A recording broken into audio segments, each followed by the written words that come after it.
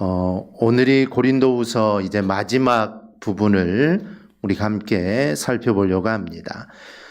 이 마지막 부분은 인사와 축복을 하는 부분입니다. 이 보통 서신 마지막 인사에는 이 좋은 말들을 하기 마련입니다. 편지도 그렇고 글도 그렇고 모두 다 그렇습니다.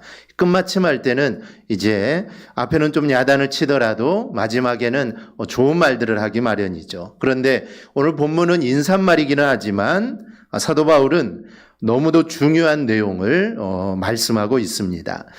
이 바울은 인사할 말과 축복을 그냥 지나가는 말로 하는 게 아니라 지금까지 고린도 교회에 대해서 이야기한 내용들을 모두 함축해서 이야기를 합니다. 그래서 오늘은 그것이 어떻게 나타나는지 그리고 그 내용은 무엇인지 우리 함께 살펴보고자 합니다. 이 사도 바울은 이 고린도 성도들을 형제들아라고 부릅니다. 우리도 믿음 안에 있는 성도들을 향해 형제, 자매라는 말을 쓰는데 그렇다면 우리가 형제라고 부르는 말과 오늘 사도 바울이 고린도 교회 성도들을 향하여 형제라고 부르는 이 말에는 어떤 차이가 있는지 우리가 좀 살펴봐야 합니다. 여기서 형제들에 대해 해당하는 이 아델포스는 이 접두사 알파와 테, 이 자궁을 뜻하는 이 델피스라는 단어의 합성어입니다. 문자적으로 본다면 같은 자궁에서 나온이라는 의미입니다. 그리고 이러한 표현은 피를 통해 일체감을 획득한 가족관계에서 사용하는 용어입니다. 즉 실제로 피를 나눈 형제를 부를 때 형제여라고 부르는데 오늘 사도 바울은 고린도 교회 성도들을 향하여 이런 피를 나눈 형제라는 의미의 형제다라고 부른다는 것이죠. 그런데 이 용어는 기독교에서는 예수 그리스도의 십자가의 피 흘리심과 부활로 연합된 자들, 이 바울의 표현으로 보면은 예수 그리스도 안에서 하나 된 자들이 바로 형제입니다. 그런데 본장의 이 형제들은 이 말보다 더 각별한 의미를 지닙니다. 사실 고린도 교회 성도들은 많은 죄를 저질렀습니다. 바울은 사도가 아니라고 의심을 하고 바울은 돈만 밝히는 자다 이렇게 말할 정도로 의심한 많은 죄를 저질렀죠. 그런데 바울은 이런 자들을 향해 형제다라고 부릅니다. 피를 나눈 가족이라는 것이죠. 그러므로 여기서 언급된 형제들이라는 이 표현 속에는 이 고린도 교회 성도들이 정말 이와 같은 죄를 범했을지라도 이 모두는 사랑의 대상이 된다라는 것입니다. 우리도 우리의 가족들 아무리 잘못을 해도 용서해 줄 수 있죠. 형제고 자매고 피를 나는 형제이기 때문에 사기를 쳐도 그때는 기분이 안 좋겠지만 다 용서를 해줄 수 있습니다. 즉 사도 바울도 고린도 교회 성도들이 정말 많은 범죄를 했지만 그는 사랑의 대상이 된다는 것이고 그리고 그들이 회개하기를 바란다는 그 마음이 이 형제들아라는 말 속에 담겨져 있습니다. 그래서 우리가 성도를 형제라고 부르는 것에는 이런 의미가 담겨져 있어야 합니다. 그냥 단순히 형제, 자매 이런 의미가 아니라 정말 피를 나눈 형제보다 더 끈끈한 관계에 있다라는 것이죠. 비록 우리는 피를 나눈 형제는 아니지만 우리는 예수 그리스도의 보혈로 맺어진 가족이다라는 점입니다. 그런 마음을 가지고 우리는 형제를 대해야 합니다. 그리고 가족은 잘못을 해도 용서할 수 있죠. 마찬가지로 형제가 죄를 범하고 잘못을 했을 때도 사랑으로 대해 주어야 합니다. 용서해 주고 또 바른 길로 돌아오기를 기다려 주어야 합니다. 그래야 우리가 예수 안에 한 형제가 되는 것이죠. 이 사도 바울은 이렇게 피를 나눈 가족과 같은 고린도 교회 성도들에게 고린도후서를 마무리하면서 이렇게 당부를 합니다. 첫 번째는 온전하게 되라라고 당부를 합니다. 이 온전에 해당하는 이 탈레이오스라는 단어는 구약 성경에서 결여됨이 전혀 없는 온전함이란 뜻과 흠이 없이 정결하다라는 의미로 사용되는 단어입니다.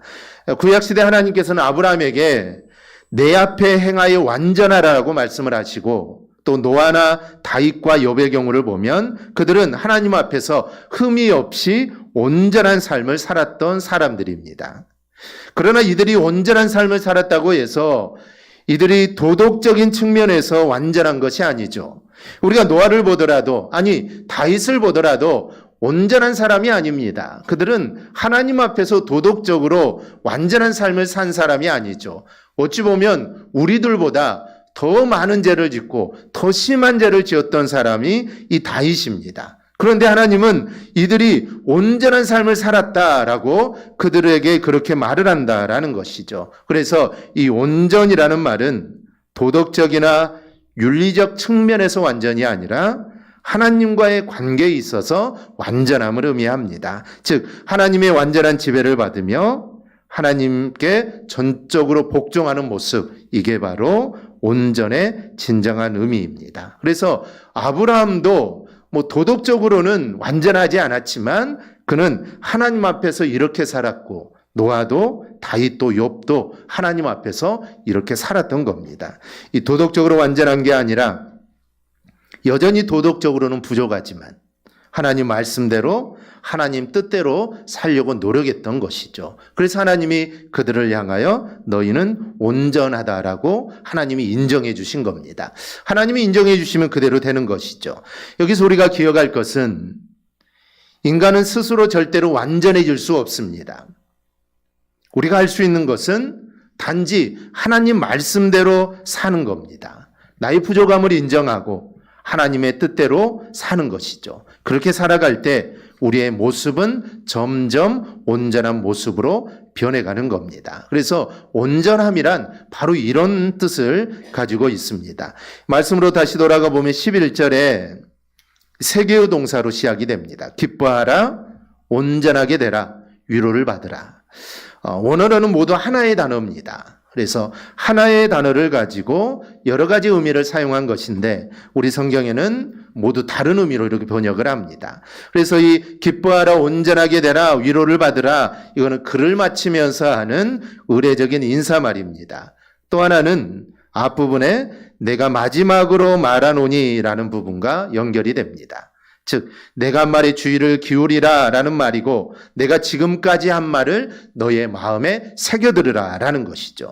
그래서 가운데 동사가 사도 바울이 진짜 하고 싶은 말입니다. 그것은 바로 온전하게 되라 라는 것이죠. 이 사도 바울은 마지막 인사를 하면서 고린도 교회 성도들에게 정말 앞에 수많은 이야기를 했지만 내가 마지막으로 정말 중요하게 너희에게 말하는 것은 너희가 온전하게 되는데 집중하라라는 것입니다. 즉 하나님의 은혜와 인도를 통해 현재 미숙하고 어그러진 상태를 벗어나 온전하고 완전한 상태에 이르도록 힘쓰라라는 것이죠. 그런데 이것은 고린도 교회 성도들을 향하여 하는 말뿐만 아니라 모든 성도를 향한 우리 주님의 명령이기도 합니다. 이 마태복음 5장 48절을 보면 그러므로 하늘에 계신 너희 아버지의 온전하심과 같이 너희도 온전하라. 즉 주님은 우리에게 너희도 온전하라라고 말씀을 합니다. 즉 성도가 온전케 되는 것은 바울의 기도의 제목이요 바울의 명령일 뿐만 아니라 바로 주님의 바람이자 명령이기도 합니다. 그래서 영어 성경에는 이렇게 번역을 합니다. 완전케 되기를 목표로 삼으라 라는 것이죠. 너희가 완전케 되는 것에 목표를 두고 거기를 향하여 달려가라 라는 것이죠. 우리는 이 말씀을 통해 두 가지를 알 수 있는데, 첫째는 모든 성도에게는 온전케 됨이라는 삶의 목표가 주어진다는 점입니다. 우리가 예수를 믿기 전에 어떻게 살았느냐는 중요하지 않습니다. 하지만 예수를 믿은 후에는 달라져야 하죠. 예수를 믿은 후에는 우리의 삶의 목표가 바뀌어야 되는데 그 목표는 바로 우리가 온전케 되는 것, 완전케 되는 것에 우리의 목표를 삼아야 합니다. 또 하나는 성도가 세우는 목표는 세상 사람들의 그것과 달라야 합니다. 세상 사람들은 자신의 욕심을 따라 이 땅의 것을 얻고 성취하는 것을 목표로 삼죠. 물론 이런 목표가 잘못됐다는 것은 아닙니다. 당연히 이런 목표를 가지고 세상을 살아야 합니다. 우리 믿는 자들도 마찬가지입니다. 이런 목표들이 우리 안에 있어야 하죠. 그런데 성도라고 하면서 하나님의 기도와 명령에 따라 정말 다른 것에 목표를 두어야 되는데 오로지 거기에만 목표를 두고 살아간다면 이게 잘못된 삶이라는 겁니다. 그래서 세상 사람들과 똑같은 목표도 있어야 하지만 그것뿐만 아니라 그리스도의 장성한 분량에까지 자라는 것을 우리는 목표로 삼고 살아야 합니다. 그런데 이게 쉬운 일이 아닙니다. 우리는 법적으로 본다면 단번에 완전하여 하나님의 자녀가 되었습니다. 즉 예수 그리스도께서 십자가의 대속의 죽으심으로 인해 우리는 하나님의 백성이 되었고 우리는 완전한 자가 되었고 우리는 의로운 자가 되었습니다. 즉 법적으로는 우리는 아무런 문제가 없습니다. 하지만 실제의 삶에는 단번에 이루어지지 않습니다.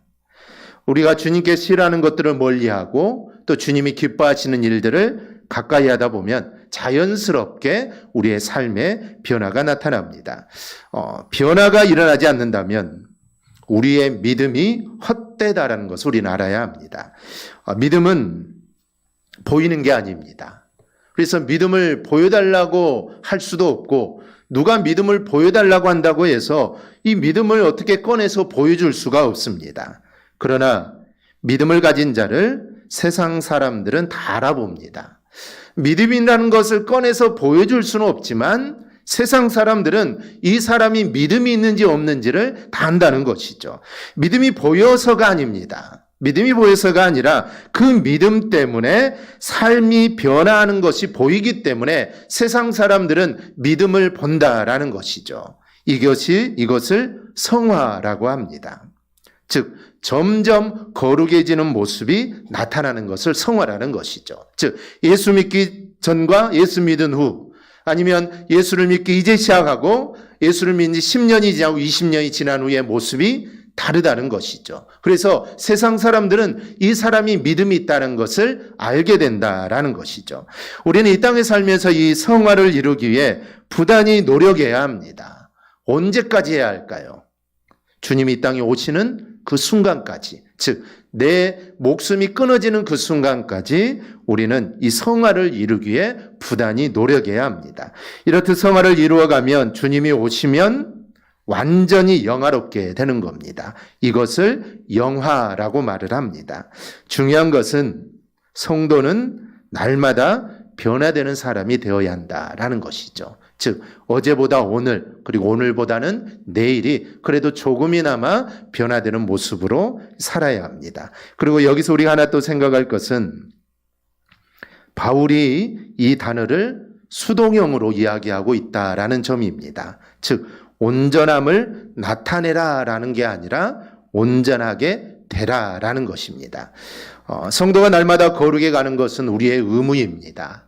우리가 예수를 믿고 하루하루 조금씩 거룩한 모습을 보이는 것, 이거는 우리 성도로서 마땅해야 될 의무이지만 중요한 것은 내 힘으로 거룩해지는 게 아니라는 겁니다. 하나님께서 거룩해지도록 하시는 은혜가 있지 않으면 우리는 절대로 거룩해질 수 없습니다. 거룩해지는 것 자체가 어찌 보면 하나님의 은혜입니다. 그래서 오늘 사도 바울은 고린도 교회 성도들에게 이것을 이야기합니다. 너희 힘으로 거룩함을 나타내라는 게 아닙니다. 너희가 무언가를 노력해서 거룩함을 나타내려는 것이 아니라 하나님을 의지함으로 거룩해지는 온전해지는 모습을 나타내야 한다라는 것입니다. 성도가 항상 기억할 점이 이것입니다. 우리는 날마다 새로워져야 하지만 우리의 힘과 능력으로 되는 게 절대 아닙니다. 그러니 우리는 매일매일 더 간절하게 기도해야 합니다. 하나님께 나를 붙들어 변화하지 않은 자로 살아가게 해달라고 우리는 늘 깨어서 우리는 기도해야 합니다. 기도하지 않는 자는 하나님을 의지하지 않기 때문에 온전해지는 것이 나타날 수가 없습니다. 철저하게 하나님을 의지하는 자만이 온전해지는 모습을 나타낼 수 있습니다. 이 바울이 고린도 교회에 인사한 내용은 너희가 하나님을 의지함으로 날마다 거룩해져 가는 자들이 되라라는 것이죠. 이런 변화의 모습이 나타날 때 비로소 우리는 구원받은 자답게 우리는 살 수가 있습니다. 그러니 고린도 교회에 보낸 바울의 인사는 오늘 우리가 가져야 할 인사라는 사실을 우리가 기억할 수 있기를 바랍니다. 그래 우리도 늘 하나님을 의지하여 늘 온전한 모습으로 살아갈 수 있기를 바랍니다. 두 번째로 교회의 공동체성을 회복하라는 겁니다. 바울은 이어서 인사말에 이렇게 첨가합니다. 11절 말씀 중간을 보면 마음을 같이하여 평안하라 라고 합니다. 이 평안을 비는 것은 당시대의 인사말이죠. 물론 이 사도 바울이 말하는 평안은 하나님과의 관계가 평안한 데서 오는 평안을 의미합니다. 즉 세상의 평안을 말하는 게 아니라 하나님 안에서 갖는 평안함입니다. 즉 하나님과의 관계가 좋아야 모든 일이 평안하다라는 것이죠. 그런데 중요한 부분은 마음을 같이하여라는 말씀입니다. 이 고린도 교회의 문제 중 하나가 바로 당을 짓는 것입니다. 고린도 교회는 파당 문제가 아주 심각했습니다. 심지어 바울 자신은 생각지도 않았는데 바울파가 있을 정도입니다.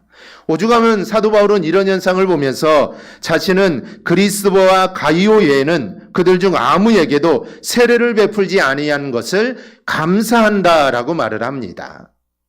자신에게 세례받은 사람들이 파당을 이룬 게 아니라는 것이죠. 나는 그들에게 세례를 베풀지도 않았는데 그들이 바울파라고 주장하는데 나는 그들에게 세례를 베푼 적이 없다라는 것이죠. 즉 그 바울파는 내가 만든 파가 아니라는 것이죠. 그래서 내가 그리스도와 가이오에는 세례를 베푼 것, 그들에게밖에 세례를 베푼지 않은 것을 나는 감사한다라는 것이죠. 더 나아가 자신의 이름으로 파당을 만들어지는 게 자신은 싫다라는 것입니다.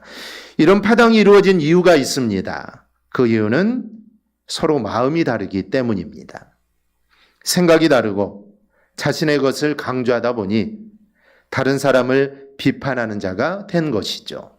그래서 이런 것에서 벗어나 마음을 같이하여 평안을 이루라고 당부하고 있는 것입니다. 즉 마음만 같이하면 이런 바울파, 그리스도파, 게바파 이런 게 있을 수가 없죠. 그래서 너희가 마음을 같이하라라는 것입니다. 다음으로 이어지는 내용은 사랑과 평강의 하나님이 너희와 함께할 것이다라고 합니다. 마음을 같이한다는 것은 쉬운 일이 아닙니다. 하지만 이게 가능합니다. 가능한 이유를 사도 바울은 평강의 하나님께서 함께 하시기 때문에 가능하다라는 것이죠.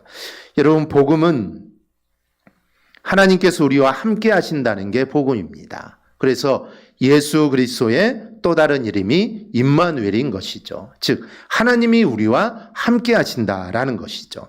십자가로 우리를 구원하신 후에 하나님은 우리를 그냥 내버려 두시지 않습니다. 하나님께서 친히 우리와 함께 하신다는 것이죠. 하나님께서 함께 하시기에 우리는 충분히 하나님을 의지하여 같은 마음으로 평안을 누릴 수 있는 것입니다. 그리고 이어지는 내용은 11절에 이어지는 거룩하게 입맞춤으로 서로 무난하라라고 합니다. 이 당시 입맞춤은 인사법입니다. 영화에서 보는 그런 입맞춤이 아니죠. 당시 인사로서의 입맞춤은 눈이나 어깨에 하는 것입니다. 이것은 친밀감으로 하는 인사죠. 그냥 형식적으로 하는 인사가 아니라 너와 나는 정말 친밀한 관계다라는 것을 나타내는 표현이 바로 이 입맞춤입니다. 바울은 고린도 교회에게 바로 이런 인사가 있어야 한다는 것입니다. 즉 고린도 교회 안에 많은 파당이 있고 서로를 미워하고 서로 나뉘어지는 관계에 있는데 너희에게는 이런 친밀감을 나타내는 이런 인사가 있어야 된다라는 것이죠. 더구나 여기서 인사라는 말은 단순히 안부를 묻는 것 이상을 의미합니다. 안부를 묻고 서로 사랑하는 마음을 갖고 여러 문제들을 서로 이야기하고 그 문제들을 고쳐주라는 겁니다. 그리고 이로 인해 변화되기를 사도 바울은 촉구합니다. 그런데 이렇게 11절에 나타난 여러 구절을 보면 사도 바울은 한결같이 공동체성을 이야기합니다. 마음을 같이 하라. 하나님이 너희와 함께 하실 것이다. 서로 무난하라. 또 고쳐주어라. 이런 모든 말들은 혼자서 할 것이 아니라 함께 이루어 갈 것을 제시하는 겁니다. 이것은 지금 사도 바울이 바라보는 것은 교회라는 것을 알 수가 있습니다. 즉 사도 바울은 교회를 보고 있는 겁니다. 사도 바울의 관심은 개인에게 있는 게 아닙니다. 물론 개인의 신앙도 참 중요하죠. 개인이 하나님 앞에 바로 서는 신앙 참으로 중요합니다. 하지만 고린도 교회에 대한 사도 바울의 관심은 개인에 대한 이야기가 아니라 바로 교회 자체에 대한 이야기라는 점을 우리는 잊어서는 안 됩니다. 바르게 되어가는 것이 교회의 사명입니다. 하나님이 기뻐하실 모습의 신앙 공동체를 이루어 나가야 한다라는 것이죠. 하나님은 교회를 통하여 역사하십니다. 즉 하나님의 방법은 교회라는 것이죠. 우리는 교회를 통하여 우리의 신앙의 일치성을 만들어가야 하고 동시에 바른 신앙의 모습을 교회를 통해 우리는 이루어 나가야 합니다. 왜냐하면 하나님의 관심은 교회에 있기 때문입니다. 기독교의 역사는 교회의 역사입니다. 교회가 이루어가는 모습이 우리 기독교의 역사이죠.